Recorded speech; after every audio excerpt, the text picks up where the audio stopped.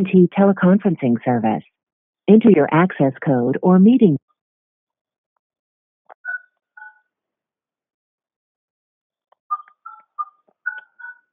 Enter your attendee ID number, followed by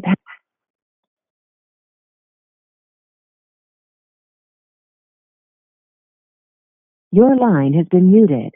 Press *6 to unmute your own line.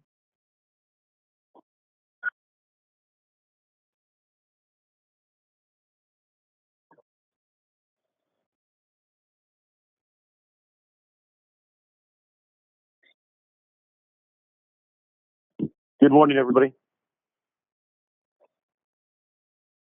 Morning. Okay, a lot going on today. I want to begin with what I want to emphasize, I believe, is the most important story of the day, and that is Trump's refusal to commit to a peaceful transfer of power. If he loses, I think that this is the bedrock of American democracy, from which everything else flows. We don't have a justice system. We don't have a legal system if this single principle is not upheld. And although I acknowledge that Donald Trump brings a can of gasoline to every conversation he has, I don't think we can dismiss this as just another moment of throwing gasoline on anything. This is, as I said, the bedrock of American democracy, and as a result, I believe the most important story of the day, and I believe it's why the Supreme Court story is so important, and it's why what Bill Barr has been saying is so important. So that is where I want to begin. So Washington, let's begin with that angle. Okay, so at 5 o'clock yesterday afternoon, Trump made this extraordinary comment when asked if he would commit to the peaceful transfer of power, the basis of our Constitution. He says, we're going to have to see what happens. You know, I have been complaining very strongly about the ballots, and the ballots are a disaster. Get rid of the ballots, and there won't be a transfer, frankly. There will be a continuation, he added. Very clearly stating, again, how he feels about this. This comes on a day where, as you mentioned, he explicitly linked the Supreme Court vacancy to the election. He said it is important to have 9 justices prior to the election because the results of the election will wind up before the court, and it's important that we have 9 judges. Collinson claiming that using the language, it is stunning to see a president so frank about an inherent scheme to invalidate this election duel against Biden if he doesn't win. The key as we move forward this morning are the Republicans. The two that we have at this point, the more predictable ones are Romney saying it's unthinkable and unacceptable, Liz Cheney saying we took an oath to the Constitution, we will uphold that.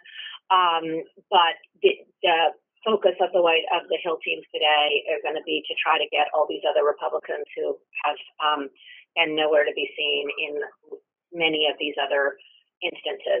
Biden, for his part, reacted with disbelief, as he usually does when Trump makes these kinds of statements.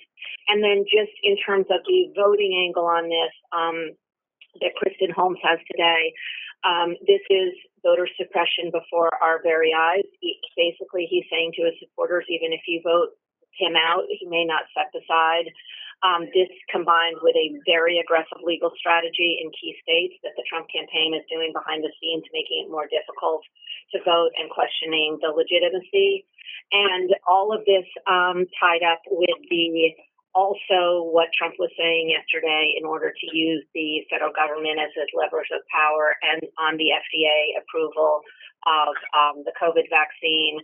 And he made it clear that he's willing to override the normal process, calling the process political. So I think those are sort of the big pieces of that story. Okay, so I'm going to open it up after this, but I agree. The one other person besides, obviously, Mitt Romney, Liz Cheney, we also heard from Marco Rubio this morning. He came out as well. But to Virginia's points, we cannot just pay attention to Trump's words here. That's the easy part, and we should do that. But we have to dig much deeper on what all those legal moves that Virginia spoke about and what the campaign is doing right now. This is what Bart Gellman has written about in The Atlantic and what our teams have been reporting on. But this is my note to all of our producers and show teams. It is easy to just rely on Donald Trump's words. It is easy to just book contributors that Rebecca Cutler has on staff. What we need to do is actually do much more reporting and booking of folks who are involved in this legal fight right now and what's going on, and dig deeper than just the surface of his words. And then I would just add, as Virginia mentioned, Trump saying that the White House will make the decision on the COVID vaccine is equally egregious. Azar out this morning on the Today Show saying the politics will play no role. So now Azar is going against Trump on that. So we have to pay attention to that. I mean, I actually think those are the two most important things of the day. Let's open it up and talk about this, and then we're going to move to COVID. Anybody with any thoughts on this front? Hey, Jeff, it's Marcus. I just want to say that thank you for underlining for the next 41 days or so. It's the story right now is these legal machinations, as Virginia put it, the aggressive moves at the state level. The campaign is making these plans right now. Bart Gellman was great on it. We have that video up on digital. We're reframing digital in that way. We'll be going more into the aggressive legal moves as the day goes on, and we get that reporting. But I think it's the most important story starting right now, from now until Election Day. The Trump campaign is not waiting until Election Day. They're making machinations right now. And our system is not built for a president who won't concede or for a president who plans to use a lever of power to make sure, for instance, that states, he can run out the clock on close states so that the mail-in votes aren't counted by the certification day of December 14th. So that's just one little piece of it. But yeah, there's so much, it's happening right now. Marcus, I by the way, if I wasn't clear, thank you for, I agree with everything you just said. And this isn't just the most important story today. This is the most important story for the next, 41 days, because this is it. Everything else flows from this. And so I agree with everything you just said, Marcus. Jeff, Ben, I think you were clear on this as well, but just to sort of pile on here, the latest polling that we have from CNN and also that we've seen from others showed already that the majority of Americans would wait to get a vaccine because they didn't trust it. I don't know how anyone could trust it after what the president said yesterday and how you would expect anyone to take it or have any confidence in it whatsoever. I don't think it is possible to overplay this enough. Just to have the president say this is fine, take it without the scientists saying that it is safe and effective. And to underscore what Sanjay said on New Day this morning, it is not so much a question about efficacy, it is a question about safety, because as Montez Flewy told Sanjay in an interview just recently, you really need to get out to that 2-month mark before you can be sure that no one is going to have these adverse effects. And when you open up the vaccine to such a wider population, these events that look rare and showed up once or twice show up thousands of times once you're giving it to more people potentially. So I just don't think we can possibly do enough on that either. Okay. Others? Jeff, I wanted to suggest that I think that visually to show the number of dictators in recent history who have used democratic processes to then become dictators. So they've used democracy to get into power and then basically destroyed democracy. And to put the faces of who they are, it's a terrifying visual. And I think that would be a very interesting graphic at some point to develop. And there are several of them. I think Cynthia, it's a really good note. And again, this is what I want to emphasize to our producers and our show teams and to our digital team. Dig deeper. Let's not just rely on his words. Let's do the reporting here. Other thoughts? Hey, Jeff, this is John Avalon. Just building on that, the Gelman article breaks out some places that we can follow through on. It's the sunsetting of consent decrees, which all of a sudden makes Trump's statements about the sheriffs so big. It's looking at individual states like Wisconsin and Pennsylvania and talking to Republican election lawyers like Trevor Potter or Rob Kellner, who might be able to give insight into the the kind of mechanisms they've run in the past and how it could be on steroids now. So just those narrow cuts could be really revealing in terms of what they're trying to pull off. I totally agree, and that's the point I'm trying to make about booking those voices as well. So 100% agreed, and we need to do that reporting. And our election team is doing all of that. We have, they've been in extensive contact with everyone. So both Kristen and Pam's anchoring today, but have a lot on this.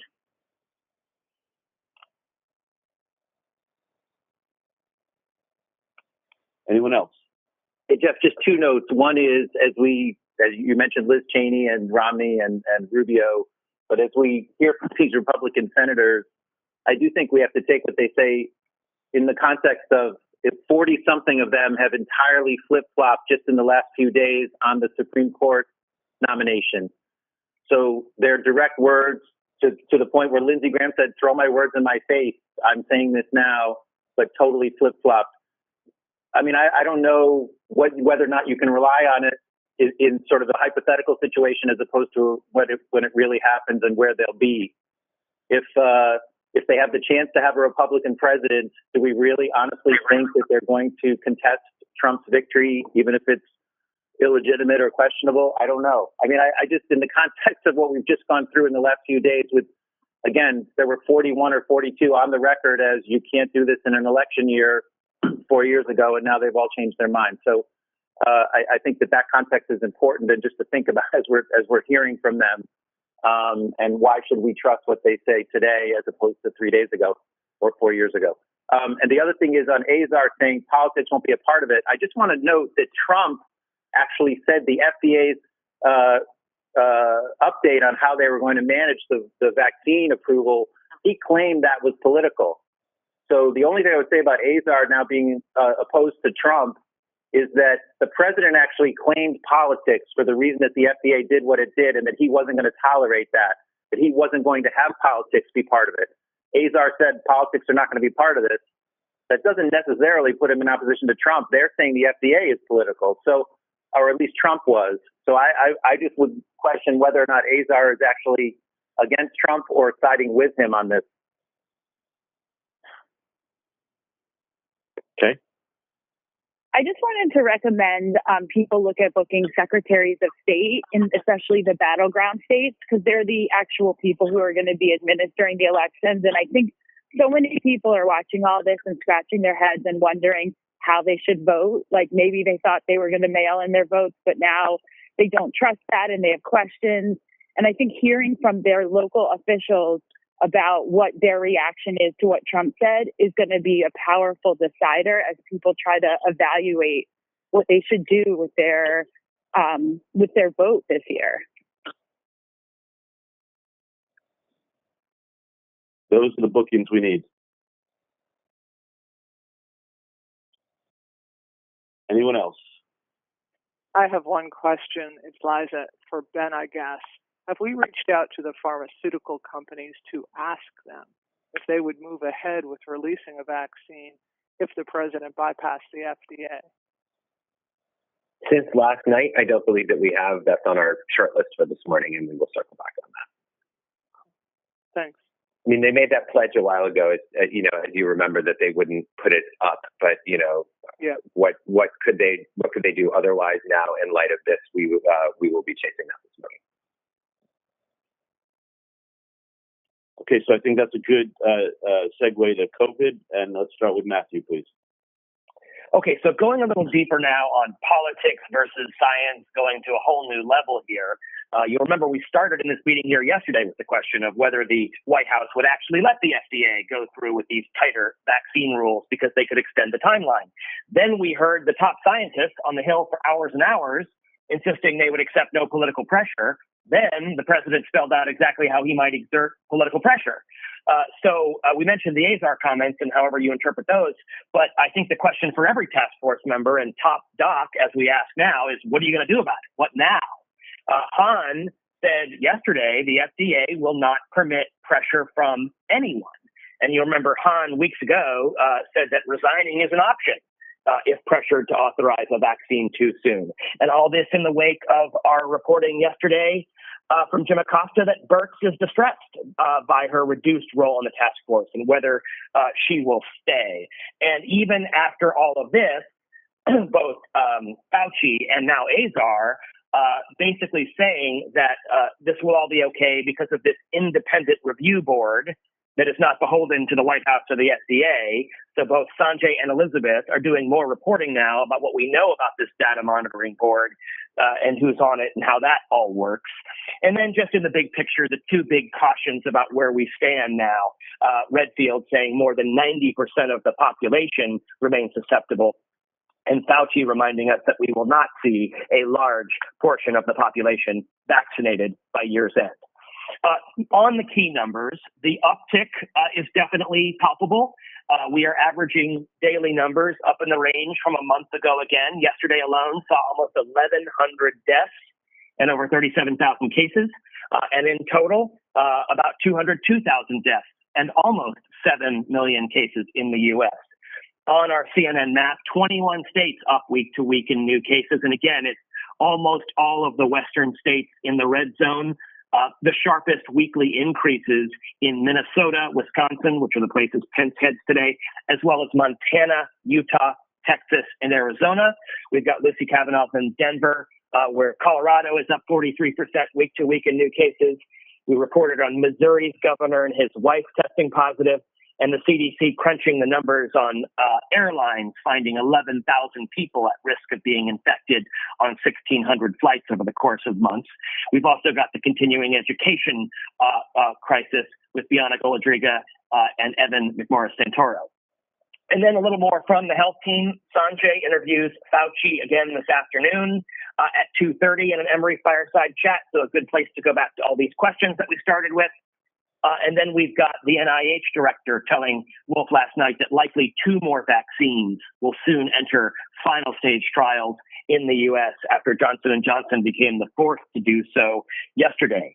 The FDA authorizing the first results on site point of care antibody test to see if you've been previously affected, and some new preliminary research about the virus mutating. Nothing to panic about, the scientists say. This is what viruses do. The mutation is making perhaps the virus more contagious, but not more deadly. And Sanjay's got this piece on the top misconceptions around COVID, misconceptions and myths often propagated by the White House, and Elizabeth available as well. On sports and COVID, the Pac-12 meets today and may vote on a decision to return to college football in the next couple of months. There are lots of disruptions to college football still. Houston had their 5th game postponed because of results on an opponent's team. The SEC starting Saturday. And then we've got the wrap pieces, Erica Hill, 468, Nick Watt, 5, 7, and 9. And I'll pause there. Thank you very much, Matthew. Yep, thank you. International COVID. Hey, so I'll start with Israel again, where we heard the government has approved even tighter lockdowns starting Friday, a full closure for 2 weeks of all industries except essential ones like supermarkets and pharmacies. It's just interesting because this is like a full lockdown of the like we saw in March and April, not so much the lighter lockdowns we're seeing across Europe now. He can also weave in how COVID is hitting Bibi's popularity and triggering more political divisions in the country. So Oren has all of that reporting. Cyril in London is looking at how the UK is exploring the possibility of trials in which volunteers are deliberately exposed to COVID to test the effectiveness of vaccine candidates. It could come in January, but we're looking into those reports. We're also looking at how the government finally has launched its test and trace app as they deal with their spikes and all the news out of the UK this week. More broadly across Europe, it's a decisive moment in dealing with the second wave. Cold weather flu season approaching. There are more bans in key French cities. A second German minister testing positive. New ski rules in Austria. But we're also keeping an eye at 11 a.m. There's a WHO presser where we'll get more updates on the Europe situation. And Melissa Bell is on that. And then just Paula Newton continues the fallout from the rare Trudeau comments last night to the nation, just how Canada's second wave is underway in most of the country. Okay, thank you. Business COVID? Jeff, good morning. Dow futures extending their losses after yet another devastating piece of data moments ago. 870,000 workers filed for first-time claims last week in unemployment benefits. We are 6 months into the crisis, and weekly claims are still 4 times higher than they were before businesses went into lockdown in March. Currently, 26 million people are currently receiving some type of unemployment aid. Christine Romans has broken that down on New Day. And of course, all talk is on the failed state of stimulus. Yesterday, Mnuchin and Powell briefed members of the House saying that loan programs are working, but more is certainly needed to keep the economy afloat, especially as those hundreds of thousands of unemployment claims continue to pour in. Powell and Mnuchin are back on the Hill today in front of the Senate, and Christina Leshy is tracking that. Meanwhile, corporate America continuing to sound the alarm. The Business Roundtable Consortium of America's top CEOs also worried about the inaction over stimulus, and Goldman Sachs this morning slashing its economic forecast in half because Congress is unlikely to get its act together on more federal aid. Just quickly, in entertainment, worth noting the Metropolitan Opera, one of the nation's largest performing arts organizations, saying it is forced to cancel its entire 2021 season. This obviously a bellwether to other live events. And of course, as we reported, Disney's confidence in movie theaters' ability to recover is certainly waning as they push back theatrical releases of the Marvel blockbuster Black Widow. Alison Kosik is up on that. And lastly, we're looking at the airline industry, which has been completely turned upside down in about 6 days. Thousands of airline employees could be furloughed. As we know, airline executives went to D.C. hat in hand seeking a $25 billion bailout. Well, United this morning announcing that for the first time it is offering COVID testing for passengers on some of its airlines. And of course, this announcement follows what Matthew just mentioned, the CDC investigation showing upwards of 11,000 people could have potentially been exposed to the virus on flights. Pete Muntean is available on all those threads, and that's where we begin on COVID. Thank you, Richard. Washington. So the big COVID thing, other than the regulation part of this, is we expected 4:30 today Donald Trump to announce his health care plan that has been promised for a long time now. It is very unclear whether we'll get any specifics from him and how exactly this whole executive action to protect pre-existing conditions will play out. So that will be the big COVID thing here today. Okay, let's open it up for healthcare or COVID. Anything there?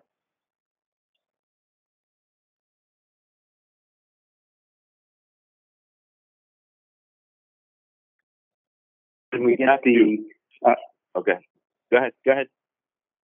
When we hear the president's announcement today, if he does executive orders, just remember the last executive orders he did, which were the executive orders that all Americans were going to have their payroll tax relief.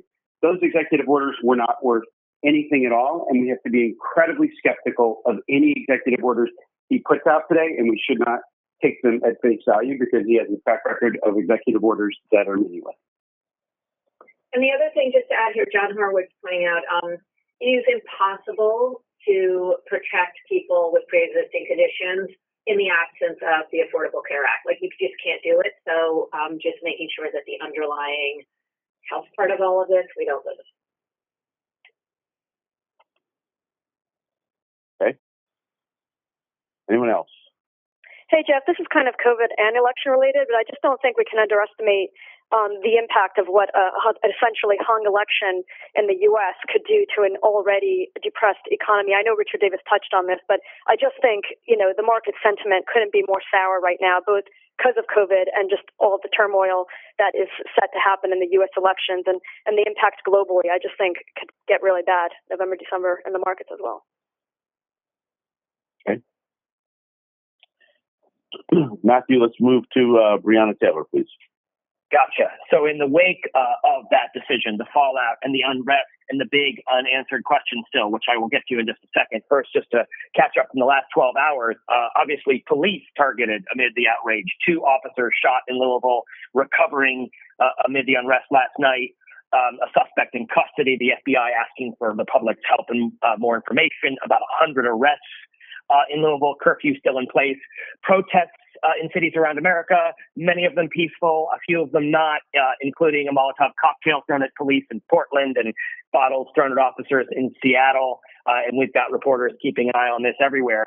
But in terms of where the case questions go next, the huge question still on why the raid took place in the first place and what led up to it and what was presented to the grand jury and how. Ben Crump this morning on New Day saying that the Taylor family is demanding to see a grand jury transcript. Crump has been calling this a sham proceeding that did not give Breonna Taylor a voice here, questions what or whether any evidence was presented about Breonna Taylor's death in this. The short answer on the transcript from legal is that in Kentucky, a judge can order a transcript released to parties. But again, it's tricky. We'll see if this happens.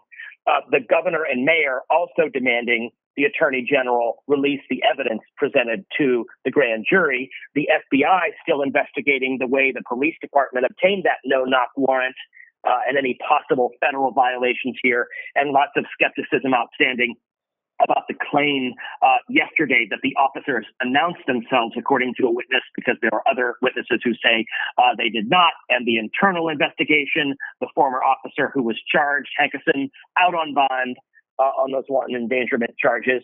Of course, the reaction far and wide, family, politics, sports, culture, the family through attorneys saying they're devastated and outraged.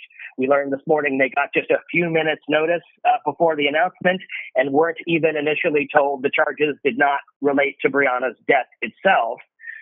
The mother's attorney can't understand, talking to me this morning, how you could consider the neighbors in danger and victims of wanton endangerment and not Breonna Taylor herself. I know we'll get to this a little more in politics, but we've got Biden's comments both about how the decision didn't answer the call for justice, but also the officer shooting. Violence can never be the answer.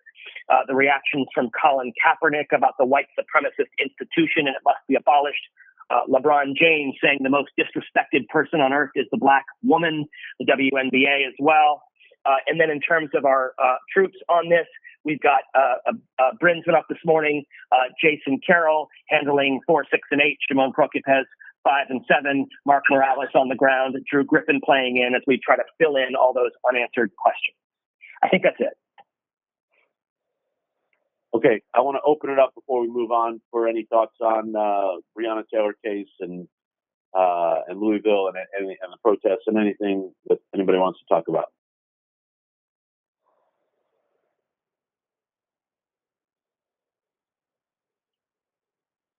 Okay.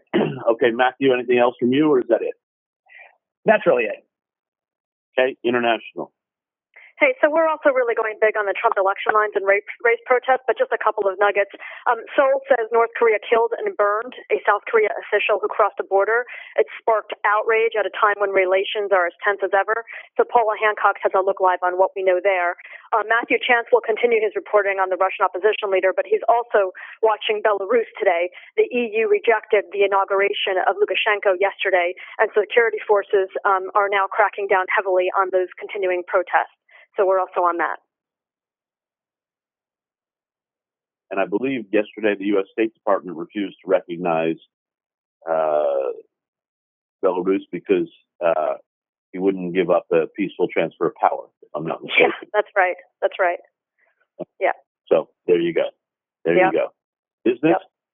Jeff, we're watching misinformation continuing to flourish before the election. Brian Fung reporting this morning, Facebook announcing that its oversight board is going to begin taking content appeal cases within weeks. Of course, this comes as critics worry about the social media giant's impact on the U.S. election less than 2 months away. And I just want to highlight Donnie O'Sullivan and Daniel Dale, and fantastic cataloging all of these instances. We have Don Jr. touting baseless election rigging claims in videos posted on Facebook, asking able-bodied people to join the election security army. Eric Trump also tweeted a video that falsely claimed Joe Biden was caught red-handed using a teleprompter during an interview with Telemundo. And, so we are tracking all of these, and both Daniel and Donnie have been fantastic and available. And that's where we start. Thank you. Washington. Okay, so just to back up for a minute on a couple things. Lindsey Graham was on Fox this morning, and he, on this whole question of transfer of power, explicitly, again, linked the Supreme Court to the election, he said that Republicans will accept the Supreme Court's decision on the winner of the election. And as I promise you, as a Republican, if the Supreme Court rules in favor of Joe Biden, I will accept that result. So, again, tying those two. The other thing that we're just putting out now, which is one of these developing storylines, is numbers behind the increase on absentee ballot requests. This year in North Carolina alone, it just surpassed 1 million. This is an 11-fold increase from where we were in 2016. So just to note those two things. At 10 o'clock, the President and First Lady will visit, go up to the Hill to the Supreme Court for RBG.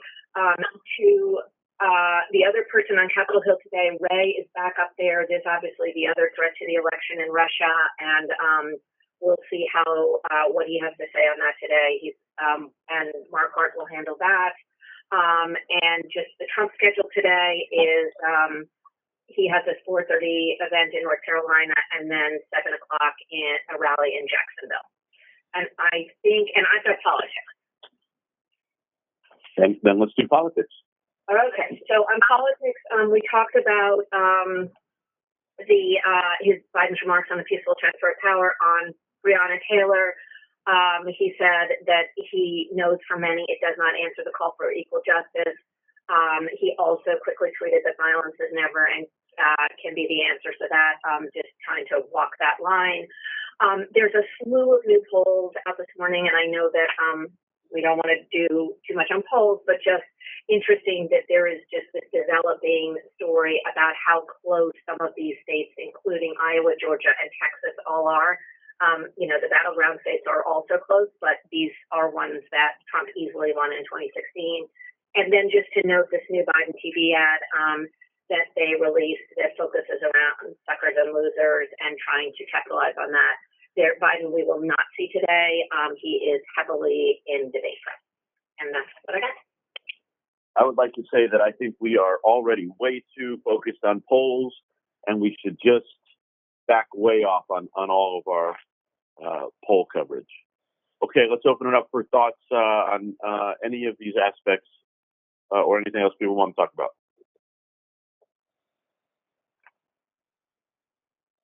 Hey, Jeff, it's David. Can you hear me? You sure can. It seems like a million years ago, but yesterday we had a pretty extensive discussion about the role of some of these Catholic groups and the Supreme Court. There's really an excellent write-up by a Villanova University professor on the church named Massimo Fagioli in Politico that gets to the heart of it. I recommend it to everybody, and I think if we're going to talk about Amy Coney Barrett's affiliations, we should book this guy. And it's written from the standpoint of a Catholic theologian, so I think it has an extra level of insight and credibility. Okay, let's absolutely move on David's idea, please. Make sure that he's a guest through our coverage if and when she gets named. Other thoughts?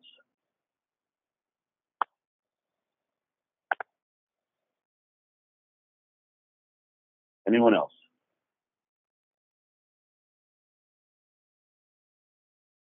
Digital. Hey, we had 29 million yesterday, and not surprisingly, the Breonna Taylor grand jury announcement was our number one story. Dr. Burks was the second story. The question of how long can she stay, according to our source. RBG clerk standing guard, and Trump refusing to commit to a peaceful transition, even though that came in the day. That runs our top four for yesterday. Overnight, the South Korean official who was shot dead in North Korea was our winner. Right now, we have the Collinson piece that's leading on the site that is topping everything at more than 15,000 concurrents. Top video overnight, top video right now has been Bart Gellman on the homepage is the Bart Gellman story, the Bart Gellman video about the Trump team's plans scare him. And on the app, it is the Amy Coney Barrett comments in 2016. Plans today, of course, are all the stories we laid out, the Trump actions and moves and the dangerousness thereof. The tech companies enabling of Trump, and we'll have Donnie's piece will give prominence later on kind of how folks are actually being misled. The misinformation has been incredibly successful already in this campaign. Coronavirus is our second big story. We have a great distinctive coming on food insecurity issues in America. All those who are often forgotten in this crisis that's unfolding. And we'll also have the Alison Camarada panel cut for digital as part of our coverage there. We'll stay on the Breonna Taylor follow-ups, of course. And we have great op-eds, I should mention, from Laura Coates and from John Avalon. So thank you for those.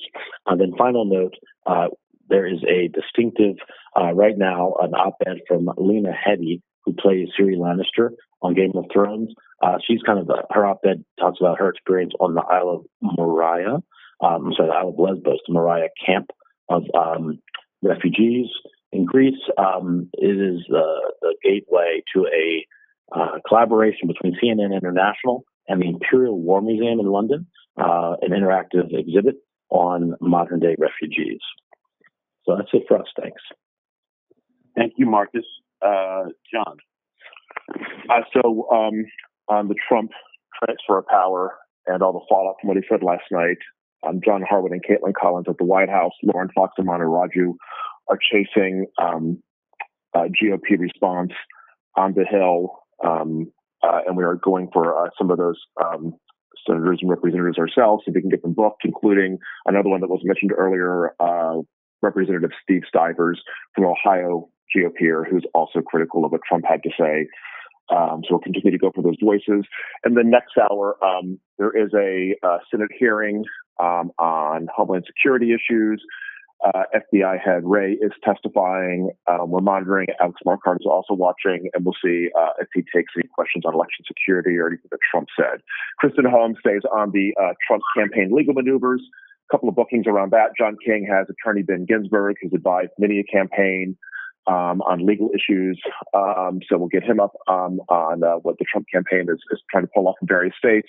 And Breonna does have the Michigan Secretary of State, who has certainly found herself on the receiving end of a ton of Trump criticism.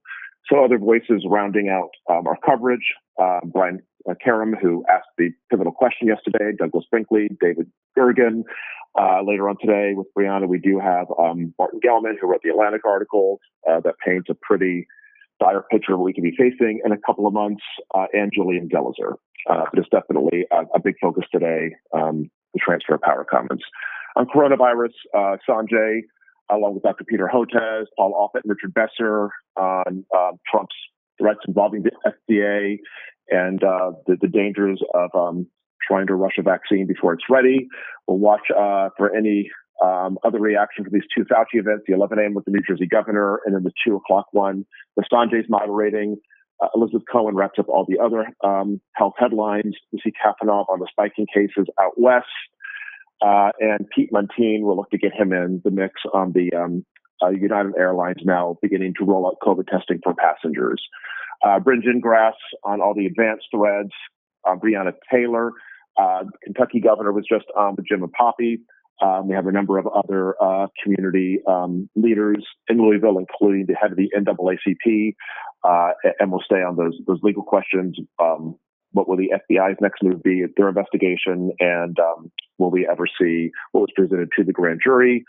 And two more things to mention. Trump does honor RBG in about 20 minutes in the Supreme Court, so we'll land on that picture. And Victor Blackwell has a piece helping push ahead to Good Trouble, and it's airing this weekend here on CNN. Great. Thank you. Washington. Morning. Pam is in for Jake at 4 o'clock. Caitlin, of course, the White House, the peaceful transfer of power. We're going to cover both the words and the actions. We've got Senator Mazie Hirono, and we booked Pennsylvania AG Josh Shapiro, who's on the front lines. Of course, he's been battling the Trump campaign, just argued before the Pennsylvania Supreme Court on this, and is in federal courts as well. Erica Hill has our coronavirus rep spot. We've got Sanjay, Jason Carroll on the Breonna fallout, and Gary Tuckman looks at Susan Collins and the Maine Senate race. And in the Situation Room, we have 2 bookings of note. The President's Chief of Staff, Mark Meadows. So we'll obviously hit him hard on the peaceful transfer of power, the politicization of the vaccine, and the so-called healthcare plan that the president's going to be announcing. We also have HR McMaster, so he'll be good on those topics as well. From there, we'll be following on all those two threads throughout. We'll be following on the COVID numbers continuing to move in the wrong direction, more than 1,000 deaths just yesterday. We'll keep an eye on Sanjay's interview with Fauci, and we'll have our wrap pieces as well as our international whips. We'll watch Trump at 4:30, and we'll be keeping an eye on Ray on the Hill, and then we'll obviously be following on any developments in the Breonna Taylor case and see where that all goes today. Okay, thank you, Emily. Anybody else got anything they want to bring up?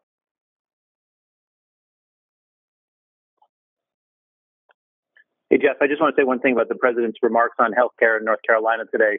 I think we have to be careful about calling it a healthcare plan. From what I've read in our own reporting and in others' stories about this, he's going to say some things that he wants to do with healthcare. They also have this executive order, which doesn't necessarily really do anything in terms of pre-existing conditions. But I don't think we should call it a healthcare, that he's laying out a healthcare plan or that this is his healthcare plan. There's nothing on paper that we have. A healthcare plan would be an extensive document with all kinds of ways that if Obamacare is overturned, they would fill all of the voids that would create. So I would not reference it as a healthcare plan. I think we can say he's making remarks on healthcare. He's made some proposals about what he wants to do with healthcare, but I wouldn't call it a plan. That's a really good note for our shows to follow today. Any other thoughts?